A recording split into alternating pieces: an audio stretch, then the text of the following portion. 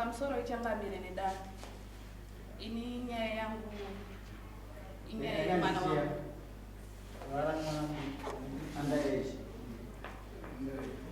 ibva mwana enda wanga ngatakula tokubvunza uripo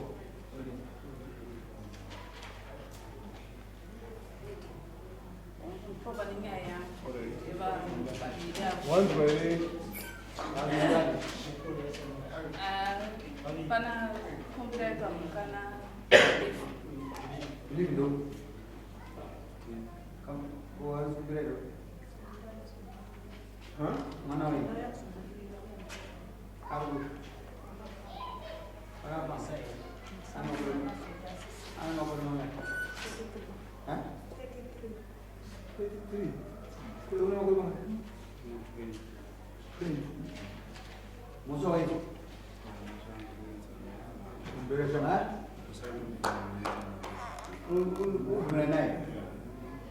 mwana pa kule mwana mwana ni 15 years anakuda chuo azao anodzidza kubhindura yeminigama ye mwana oyo nomuziva maharara yanga kafiri ona kumbira amuna wakarana naye chaendo kumbira wadana naye taurisapo ayo kusema suka kumbira changamire nyaya iripo ndeyekuti mwana wacho chero naiye bhilivhi wacho airamba aiti vese handina kurara navo asi takazowana foni yakatengwa nakumbira yavaicommunicata uye taenda kusocial welfare vakati vaenda kuchipatara yakaradza kuti mwana akachandiswa unge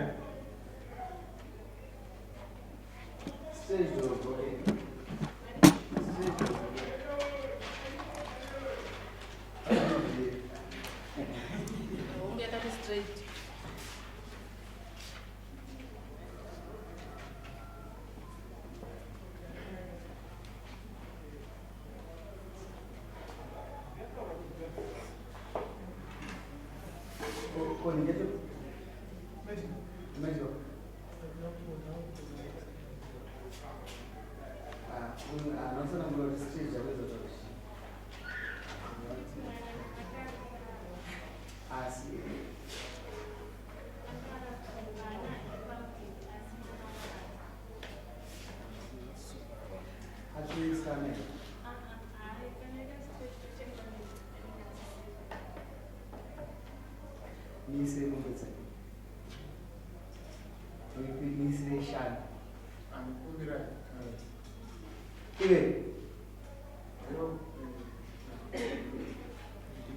kumbira magara kangani amana yomuro kana satwa chukwacho magara kangani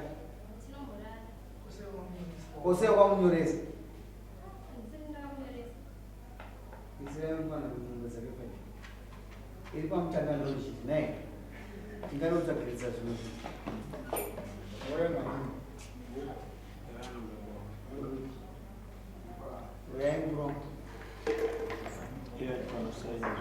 inonosaina pana bogara pasi gara kwebokwa gara yapo mazingomumbizira chacho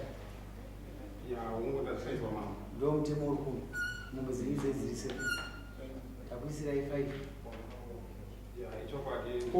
dzinoenda simba papa imani mbembizo zvoyapta imani dzasara izvi wava 3 months kuzvakadai mazonanzvaura ndinotenda hangu mambo asi hamene paningatenderwa yekubvunza zvakare inini semubereki wemwana mushure mekunge mwanasikana auya mumusha mangu ndakagarawo naye tikataura hurukuro zviri mufoni handizive kuti pamwe ndinoenda kurevesa nyaya here kana kuti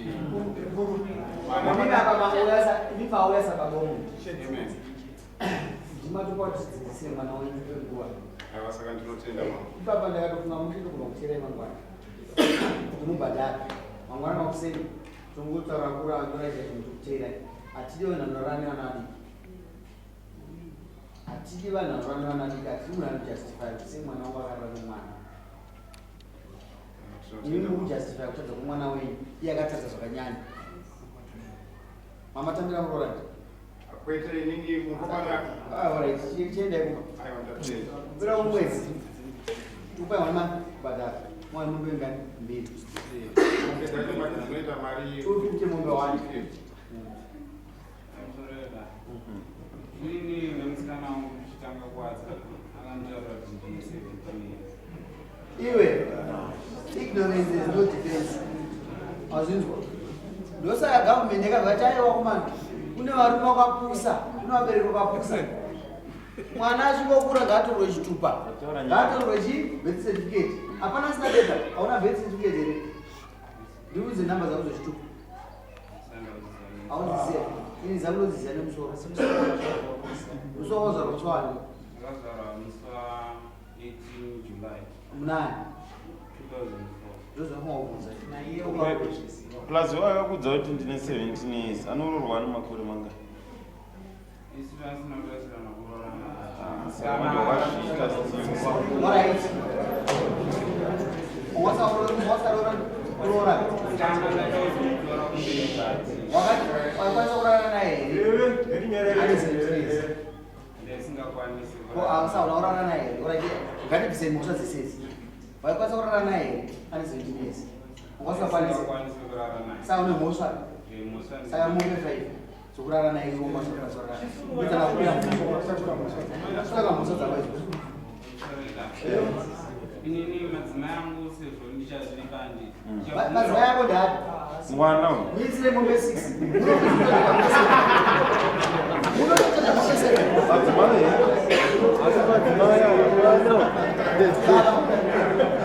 Serai. Unodarika. Unoita mombe 7 ukanganisa mwana. Uyu mupana arikuramba achindisauta. Inini ndoda kuita zvinhu chaizvo chaizvo. Isati rodze vana munyika muno. Achirodze vana. Wakaramba uchitaura toramba zvidzikwidza. Mudzimai wako ndoupe inobata bapaka chigara yedu ndoti inobata mudzimai wako. Inobata mudzimai wako. Itorasa pfungwa idzodzo. Inobata mudzimai wako. Inobata mudzimai wako. Iwe bata mudzimai wako.